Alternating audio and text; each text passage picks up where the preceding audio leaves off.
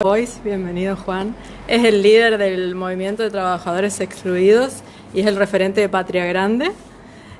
Y está de visita en el Chaco para encabezar una asamblea que ahora nos va a contar. Estamos acá junto al jefe de redacción de Norte, Orlando Núñez. Juan, contanos de qué se trata esta asamblea por un desarrollo integral para una Argentina humana y federal.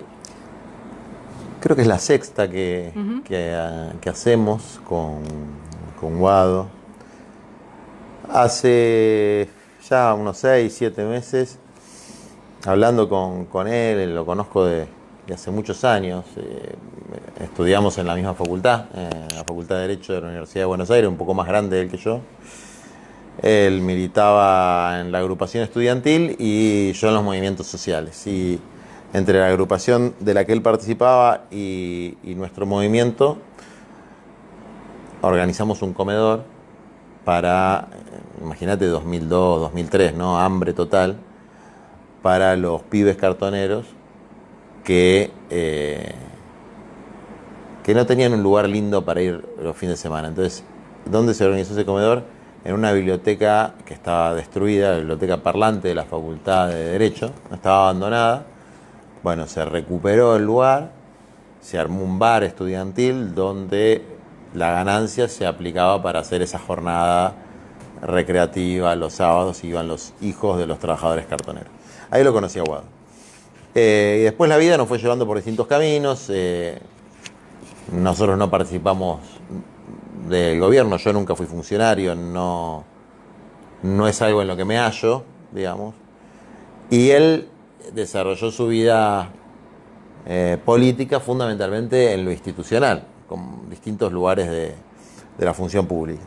Y nos fuimos reencontrando muchas veces y ahora cuando él ocupa el lugar del ministerio, me cuenta que venía con el plan de desarrollo federal, trabajando con los gobernadores, y me muestra el plan y yo veo una cosa muy interesante de obras logísticas, obras de polos industriales, de economías regionales, y yo le planteé que faltaba un componente, que era el humano, ¿no? Tierra, techo y trabajo, y que teníamos que trabajar las cosas en una integralidad, porque lo productivo, lo logístico y lo humano van de la mano, porque el país no se puede desarrollar solamente de manera, en términos de lo que conocemos como economía, si no se puede desarrollar en términos humanos, ¿no? Si vos tenés un gran crecimiento económico y no tenés planificación urbana, lo que vas a tener son tomas de tierra.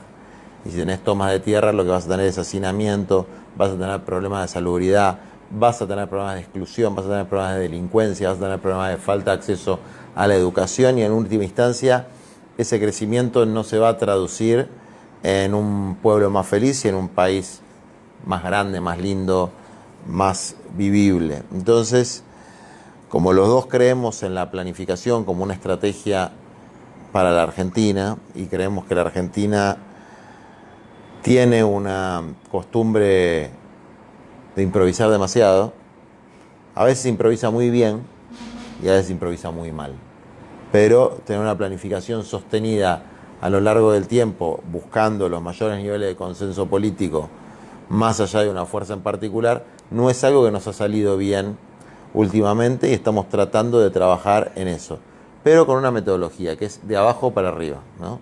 Y de la periferia al centro, es decir, de las provincias del mal llamado interior hacia la provincia de Buenos Aires y la ciudad de Buenos Aires, que eso vamos a hacerlo al final,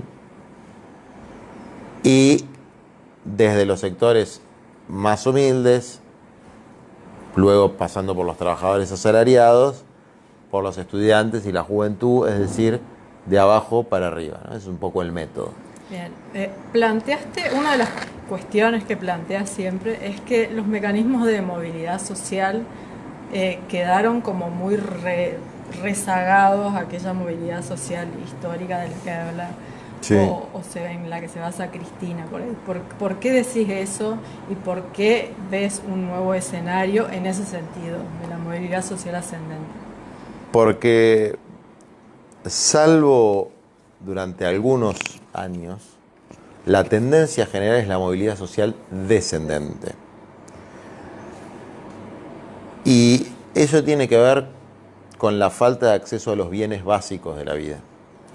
¿Por qué? Porque hoy, desde luego, alguien que tiene 15 o 20 años puede acceder a cosas que nuestros padres y abuelos ni siquiera podían imaginar. Un teléfono celular, una moto eléctrica, incluso viajar, ¿no? Cosas que mis abuelos por ahí no se imaginaban poder hacerlo. Pero cosas que para mis abuelos eran una obviedad, como tener una casita, como tener una chacrita, como tener un trabajo y que si te quedabas sin ese trabajo ibas a la fábrica al lado y tenías un trabajo y que en ese trabajo tenías aguinaldo, vacaciones, obra social y un salario que te permitía pagar la cuota de la casa o si trabajabas en la chacra tu producción te permitía pagar la cuota del crédito hipotecario. Bueno, eso no existe más.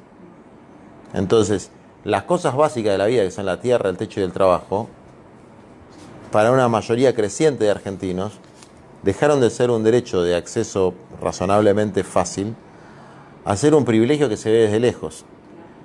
E incluso alquilar es dejar la mitad del sueldo. Es decir, vos decís, bueno, ganás 140.000 pesos, estás más o menos bien, pero pagas 70 en alquiler, entonces no estás tan bien. Sos recontra pobre. Es decir, lo que hoy le decimos clase media, la mayor parte es una clase media cultural, pero económicamente pobre. Esa es la situación en la que vivimos, una situación de precariedad de la vida. Entonces,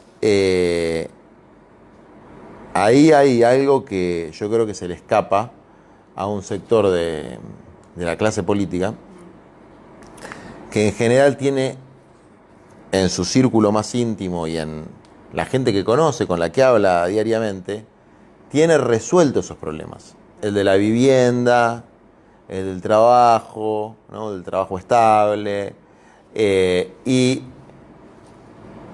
y ese otro tercio que ya se va convirtiendo en un medio de la sociedad donde eso es no difícil, imposible, no se lo ve, no se lo escucha del todo.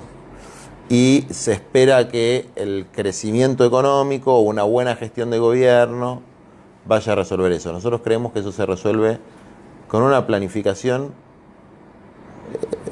muy puntillosa, muy rigurosa, donde yo pueda explicarle a cualquier conciudadano, si voy a ejercer una responsabilidad de gobierno, cuántas viviendas voy a construir este año, dónde las voy a construir y cómo las voy a adjudicar, para poder reducir en un periodo de 4 años, vamos a decir, el 30 o el 40% del déficit habitacional.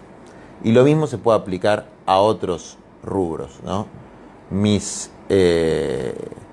padres estudiaron en la escuela pública. Estudiar en la escuela pública, hoy, no es cierto que te permita ir a la universidad en buenas condiciones. Yo soy docente de la Facultad de Derecho de la Universidad de Buenos Aires, de una materia de primer año. Y los alumnos vienen con muchas dificultades de lectoescritura, de comprensión de textos. Es decir, no dificultades de física cuántica, dificultades de cosas bastante elementales, porque la educación pública se ha deteriorado. Y plantear eso no es ni ser antidocente, ni ser neoliberal, es observar lo más objetivamente posible la realidad, que desde luego no es responsabilidad ni de los padres, ni de los chicos, ni de los docentes, es una responsabilidad de toda la comunidad educativa y de toda la sociedad en su conjunto. Ahora, eso lo tenemos que resolver. Entonces, un plan de desarrollo que apunte a una Argentina humana y federal nos tiene que explicar a vos, a mí y a cualquier argentino y a los pibes, a las pibas, cómo va a abordar el problema de la educación, empezando por el de la alfabetización, que es la alfabetización funcional, es decir, no solamente saber leer y escribir, sino saber leer, escribir bien y también en los registros digitales. Cómo va a cubrir las vacantes que faltan, sobre todo en primera infancia. ¿Se acuerdan cuando Macri habló de los 1000 jardines, que al final no terminó ninguno? Bueno, a ver, la mentira tiene un valor, que es que cuando no se cumple, hay un incumplimiento claro. Él dijo 1000 jardines.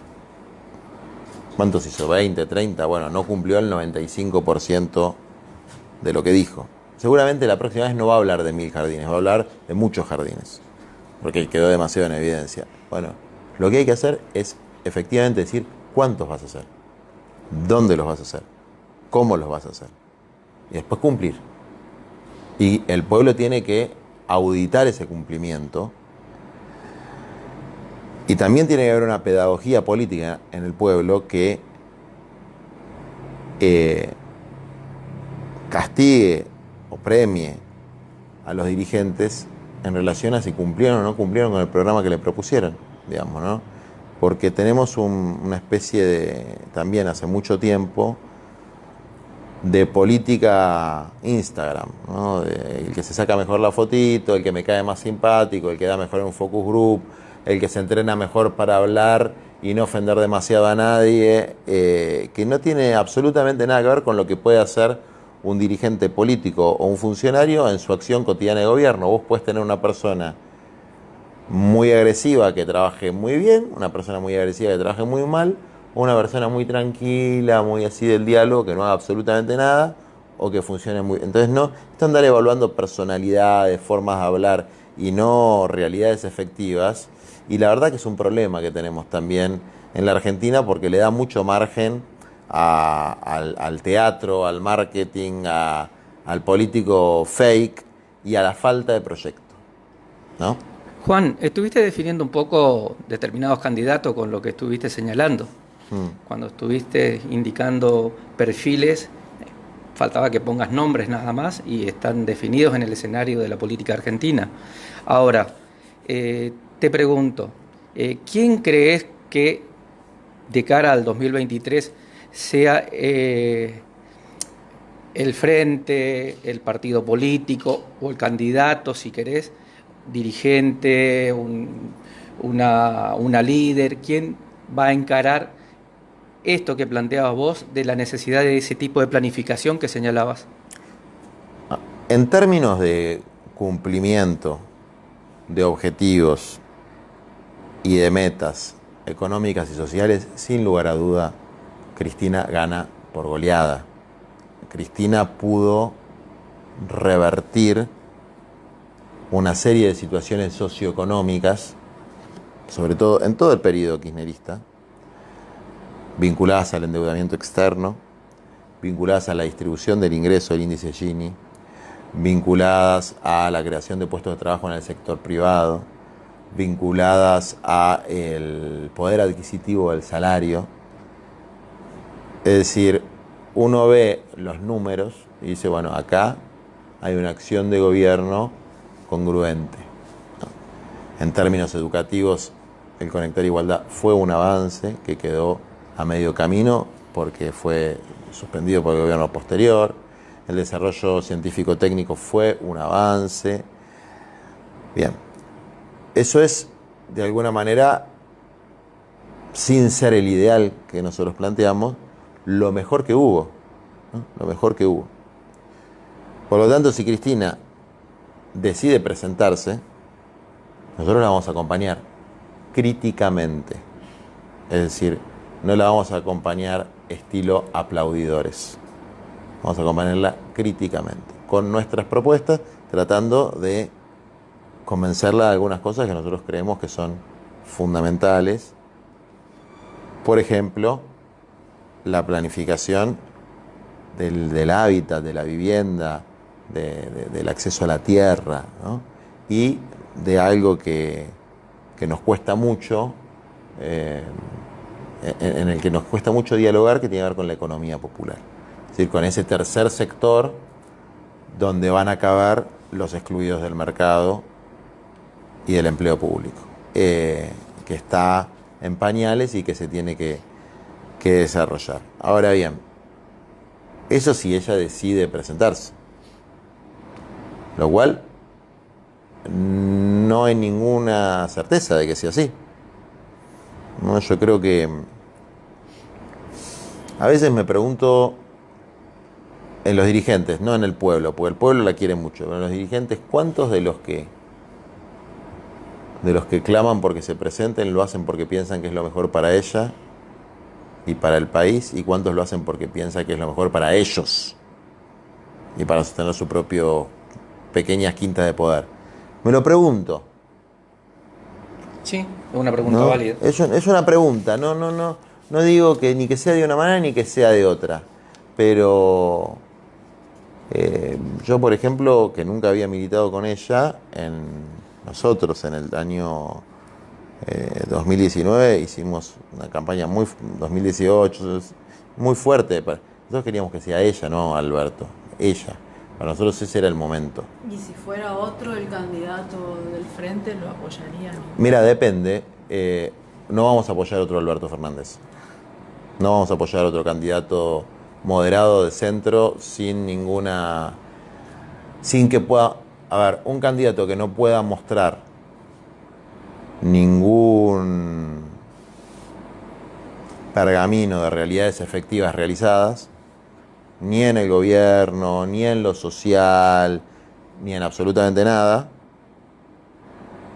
y que además no exprese ninguna perspectiva transformadora para la Argentina.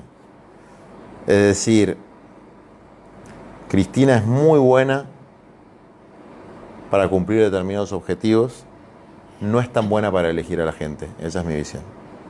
Se equivoca bastante eligiendo a la gente. Cosa que es muy difícil también elegir a la gente, ¿no?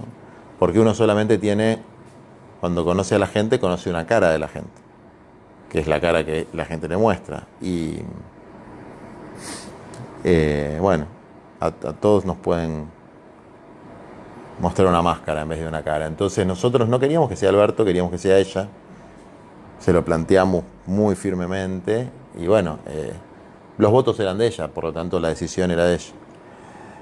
Ahora este año que viene no vamos a actuar de la misma manera, digamos. Si se plantea una candidatura de estas características, sin una perspectiva transformadora, sin un programa transformador y con una persona que venga de un espectro más conservador, como puede ser Massa, por ejemplo, nosotros vamos a pedir paso. Vamos a enfrentarlo con una candidatura que exprese otra cosa, que exprese un proyecto de transformación más profunda y de confrontación con ciertos factores de poder con los que creemos que hay que dialogar, pero desde una posición de fuerza, no desde una posición de subordinación. Los organismos multilaterales de crédito, los sectores agroindustriales, los sectores extractivos como la megaminería, el litio, el sector de los hidrocarburos, las telecomunicaciones, es decir, los sectores que empiezan a controlar los puertos, el agua, que hay una serie de resortes de la sociedad, del Estado, de la patria nuestra, que los estamos perdiendo a mano de poderes fácticos nacionales y transnacionales, que hay que ponerlos en caja y para eso se requiere una autoridad política que esté dispuesto a confrontar con esos intereses, dialogando, pero sabiendo que el diálogo también es parte de una disputa de fuerzas y no simplemente un té entre amigos, ¿no? Bueno, entonces ahí pediríamos paso y si no nos dan las pasos vamos a evaluar firmemente ir por afuera. Juan, un temita que también es de todos los días, que preocupa mucho fundamentalmente trabajadores y trabajadoras, que tiene que ver esta ecuación difícil de solucionar hoy en el país, producto de la inflación, es precios y salarios. ¿Cómo crees que el tema de precios se puede llegar a hacer un control efectivo para que los salarios puedan llegar a tener un poco de paz en los bolsillos de los trabajadores? Ojalá fuera un problema de precios y salarios. Porque si fuera un problema de precios y salarios sería más fácil de resolver. Existe el mecanismo de las paritarias, existe el mecanismo del aumento por decreto, de estos 30.000 pesos que en un momento pedía Cristina. A mí una cosa que me sorprende que es cuando veo dirigentes sindicales en contra de que le aumenten los salarios a los trabajadores o dirigentes sociales en contra de que le aumenten las políticas sociales a los pobres.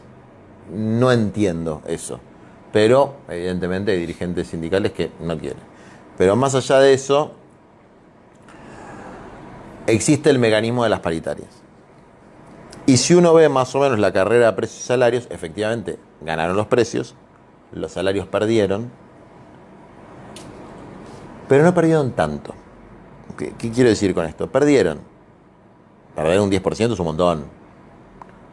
Pero cuando digo no tanto, y es triste lo que voy a decir, no tanto comparado con otros. ¿Y con quién? Con la gran masa de los trabajadores que son los informales y monotributistas. Y que en esta provincia son muchos más que los asalariados registrados. Muchos más. Y que no tienen paritarias ni absolutamente ningún mecanismo de recomposición. Y que esos perdieron más del 23%. O sea, más del doble de lo que perdieron los asalariados registrados. Es decir, si sos un laburante asalariado, estás mal. Si perteneces a la clase B, que es ser un laburante no registrado, cuenta propista o monotributista, estás peor. Entonces, ahí hay un primer elemento que es que no tenemos mecanismos de compensación para el sector informal en una situación inflacionaria. Acá hay un primer elemento. Y otro elemento es el bolonqui, que es la macroeconomía, que tiene muchos aspectos. Un aspecto crucial, y que esto pasó siempre, con Alfonsín,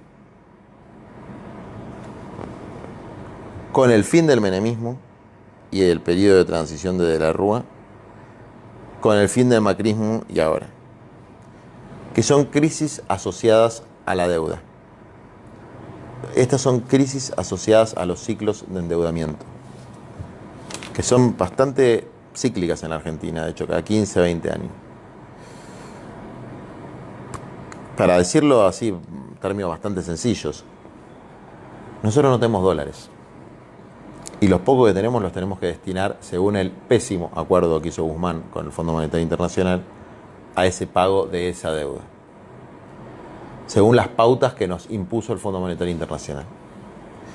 Entonces, además de la inflación, tenemos un problema de estancamiento de la economía, porque efectivamente hubo festival de importaciones hace 6, 7, 8 meses, y ahora hay un torniquete a las importaciones de insumos industriales necesarios para la producción. Entonces ahí está frenando el consumo también. claro, entonces tenés un problema de que no puedes producir. Tenés un problema de que el consumo en algunos rubros se frena y en otros no, porque se da la paradoja de que como la gente sabe que el peso no vale, no ahorra y gasta, entonces eso hace que haya algún nivel de consumo más interesante de lo que cabría esperar en una situación como esta. Se olvidó de la capacidad de ahorro. En el ahorro ya está. Sí, chao, es otra cosa que no existe más, digamos. Salvo para esa pequeña fracción de la Argentina, que era el 2%, etcétera, que vive en dólares, ¿no? Que es una fracción mínima. O porque labura para afuera, que son algunos laburantes, o porque exporta, entonces deja los dólares afuera con los miles de mecanismos de elusión y evasión de las normas fiscales y tributarias que hay en la Argentina. Y después también un problema de normas fiscales y tributarias que cuando uno lo compara internacionalmente no es tanto el volumen impositivo, sino la cantidad de impuestos, que tan solapados los provinciales, los nacionales, los municipales, son muy difíciles de entender, digamos, son un desafío hasta administrativo para una empresa, para una persona. Si todo eso se nota que es producto de la improvisación, que se fue poniendo uno tras otro, tras otro, tras otro, y mientras se iban poniendo, se iban haciendo exenciones. Entonces, la corporación que tenía poder para lograr una exención, no quiero dar ningún ejemplo, porque algunas exenciones están bien, pero vamos a poner los termos, ¿no? Para dar un ejemplo. Los termos logran que los eximan de la alícuota de tal cosa. Y eso fue en el año 98. Y en el 99 fue el papel higiénico. Y así tenés 2,5 puntos del PBI de exenciones impositivas, que nadie sabe muy bien qué son. Y tenés un montón de impuestos para un montón de cosas que nadie sabe muy bien por qué están. Entonces, Bueno, evidentemente alguien le tiene que poner el cascabel al gato y ordenar esas variables, ¿no? Entonces, esos son aspectos macro que yo creo que se van a ordenar. Yo creo que se van a ordenar. A la larga o a la corta se van a ordenar. Y eso es condición necesaria, la estabilidad macroeconómica, monetaria que la tuvimos. La tuvimos en gran parte de los años de Menem, para bien o para mal, te guste o no te guste. O sea, no teníamos un problema de inestabilidad monetaria con la convertibilidad. Tuvimos otros problemas. Y durante los años del kirchnerismo tampoco tuvimos un problema de esas características.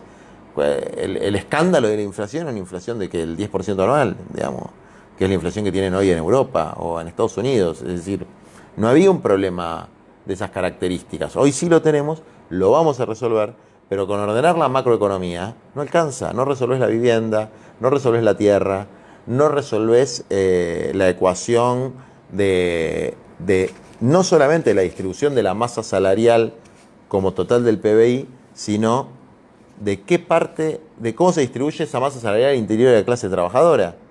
Porque hoy, insisto, tenés trabajadores clase A, clase B y clase C, y eso nos va rompiendo como pueblo. Entonces vos tenés un laburante acá, que por ahí es un periodista o alguien que labura en este diario, y cuando sale hay un muchacho juntando lo que quedó del diario, cartoneándolo, que también es un laburante, y parece que son de dos planetas distintos, hablan dos idiomas distintos, pero son dos personas que viven de su trabajo. Eso nos destruye como sociedad. Y eso es lo que tenemos que buscar reunificar, comprendiendo que no se va a reunificar al estilo de lo que piensa, desde mi punto de vista, y de lo que quiere, con todas las buenas intenciones del mundo, Cristina, que es que todo el mundo entre a trabajar acá en el diario o en una empresa privada, porque yo creo que el mundo va para otro lado. Entonces, que hay que ordenarlo en tres sectores: un sector público eficiente, un sector privado competitivo y un sector popular comunitario digno, reconocido, y que ese pibe venga con su uniforme de trabajo, con sus guantes, con sus implementos laborales, que haga su tarea, que es igual de digna que la de cualquier otro, y que tenga un salario mínimo garantizado, que tenga su obra social y que deje de vivir en un planeta distinto al que vive alguien de acá. Bueno, ese es un modelo de tres partes en el que todavía no hay una síntesis dentro de lo que podríamos llamar el frente de todos, de que hay que ir para ese lado, ¿no? Entonces, bueno, son debates que están abiertos. Yo te quiero plantear lo siguiente. Tenemos una coyuntura económica difícil y un año electoral que ya llega. No es que se va a poder bajar la inflación de un mes a otro y dejarla, no sé, bueno, por abajo del 50. Vas a llegar a las elecciones con un contexto inflacionario que revienta. ¿Ves que la derecha argentina esté posicionada en ese escenario electoral con chances de llegar al poder? Yo creo que es un escenario abierto, desde luego. Es decir, este gobierno está haciendo muy buenos deberes para que llegue la derecha. Y te diría que en algunos casos, deliberadamente. Hay pactos de poder. Hay grupos políticos empresarios que están más cerca de lo que uno piensa. Que ya están pactando transiciones. Hay puertas giratorias, ¿no? Unos salen del sector público, van al sector privado, van al sector privado, van al sector público. Pero efectivamente es una situación compleja donde además sale a la cancha Cristina, más allá de si hay o no una candidatura de ella, porque este es un proyecto político que no entusiasma a nadie. Es decir, que los que lo militamos, algunos más convencidos, otros que estábamos menos convencidos del candidato, etcétera, ninguno, ni los más convencidos, ni los que menos convencidos estamos, esperábamos esto. Es decepcionante. Entonces ella genera, por lo menos en un sector de la población, 25, 30, 35%, según quien lo mida, genera esperanza. Y tener esperanza da fuerza, y la fuerza genera creatividad, Y todo eso es muy bueno y levanta un poco el piso, ¿no?, de la discusión que hoy es muy berreta, muy de broncas internas, etcétera. Incluso dejar de hablar también que a mí me cuesta mucho, o sea, dejar de hablar de la frustración de Alberto como presidente. Yo lo digo abiertamente porque como la ventaja de no tener cargos públicos es que puedes decir lo que se te canta. Es decir, es una ventaja. Yo creo que los funcionarios tienen que ser muy cuidadosos de lo que dicen, y se lo aconsejo a amigos y compañeros que están en la función pública, porque su deber no es hacer política en público, sino hacer política pública. Es decir, cumplir con sus misiones y funciones para el pueblo, no andar hablando. Pero los que no estamos en la función pública, o los que son legisladores, diputados, etcétera, desde luego que tenemos que plantear lo que tenemos que plantear y que haya miedo, si esto pasa en los distintos partidos, de plantear lo que uno piensa, porque puede perjudicar a una u otra fracción política, es algo que le hace mal a la democracia. Entonces, pero bueno, te decía, dejar de hablar de la frustración que puede haber con el presidente o con un grupo de funcionarios y empezar a plantear las cosas a partir de ideas y propuestas alternativas y hablar con la sociedad, asumiendo la realidad que nos equivocamos, que esto no anduvo y que hay otro camino, y ese camino no es Juntos por el Cambio y no son los libertarios o llamados libertarios. Es un camino que nos va a profundizar la situación en la que estamos hoy, ¿no?, que es la situación de alguna manera que sigue casi la inercia del último año de Macri. Teniendo en cuenta este camino de construcción que planteas de cara a 2023, ¿quiénes tendrían que estar en la construcción de esta nueva alianza, frente o como quieras llamarlo y denominarlo? ¿Qué sectores de la sociedad argentina, del país, quiénes son imprescindibles que estén para esta construcción? Esa pregunta tiene dos respuestas, ¿no? Por un lado, desde lo estrictamente político partidario, todos los que estamos en el frente de todos, incluyendo el Alberto, incluyendo la Massa, todos. El frente de todos tiene que mantener su unidad, pero sin dedazos y con internas. Es decir, que elija la militancia y la gente quiénes son las referencias y los candidatos y las propuestas. El frente de todos se tiene que mantener, pero con internas. Y a mi juicio promoviendo a la gente que mejor trabajó y ojalá un trasvasamiento generacional. Por otro lado, si uno lo piensa más en términos de un movimiento de más largo plazo de transformación social, hay sectores que son sectores sociales, no políticos, que inevitablemente tienen que estar, que son las organizaciones populares que agrupan a los más humildes, que tenemos muchos defectos por la bajo nivel de institucionalización que hay, es decir, al no haber reglas institucionales porque se nos reconoce pero a medias, entonces no hay reglas, el Estado no pone reglas porque no quiere reconocer, no tiene esta relación ambigua, sí existen pero algún día van a dejar de existir, entonces los tenemos medio ahí.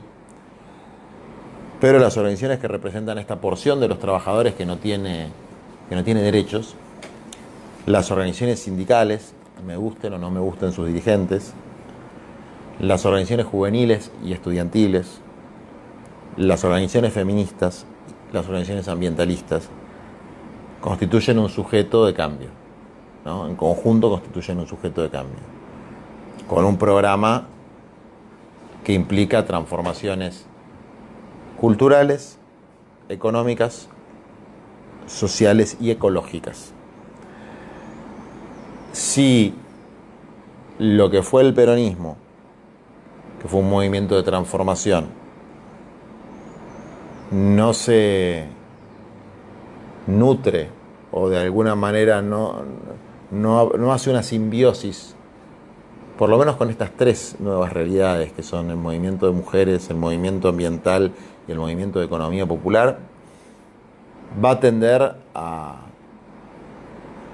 quedar en manos de oportunistas, ¿no?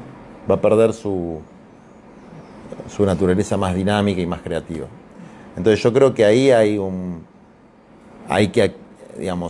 algo que necesita un catalizador para activarse y que es muy poderoso y muy fuerte a la hora de transformar la realidad. Bien, la última de mi parte.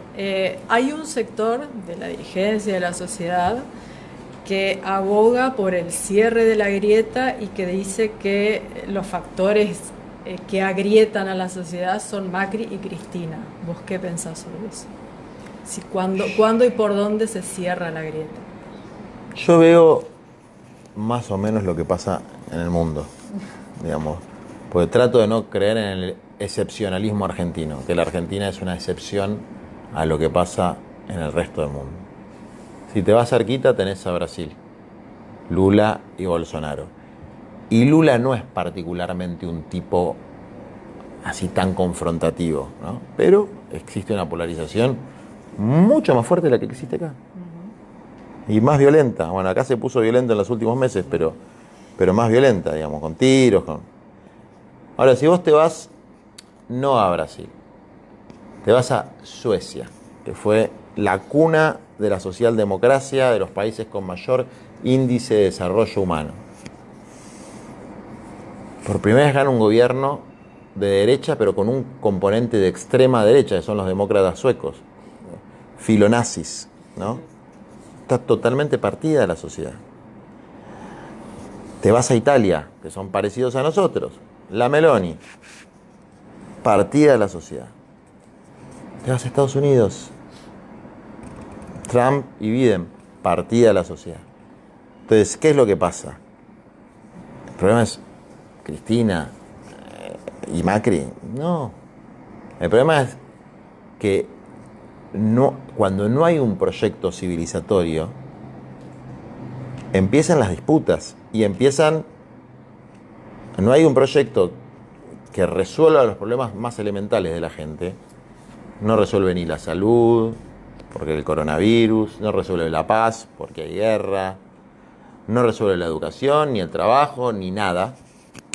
Cuando el sistema hegemónico no resuelve y empieza a haber disputas y polarizaciones y en algún momento se va a ver en alguna de ellas una perspectiva de transformación, que puede ser por derecha, por izquierda, va a haber una disputa por ahí. Pero no es un problema de la Argentina. O sea, si no existiera Macri y Cristina, existiría, no sé, Milei y Grabois, y si no aparecería otro, digamos, porque es un problema objetivo de la situación material, social, histórica, cultural que está atravesando la humanidad en este momento.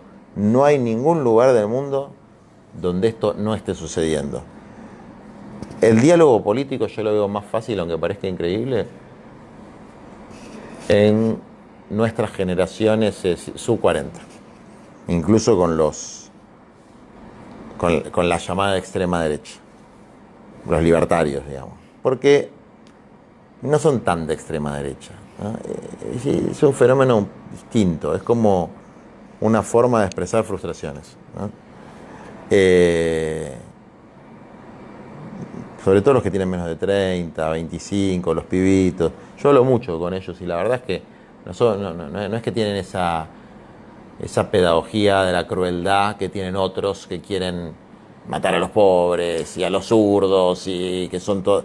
No, es una forma de expresar sus frustraciones y la frustración de una clase media descendente que no ve perspectiva de movilidad social, etcétera, y que alguien le dice, mira, la culpa tuya es de los que están abajo y de los peronchos, ¿no? Entonces, con esa síntesis facilista, bueno, enganchan algunos.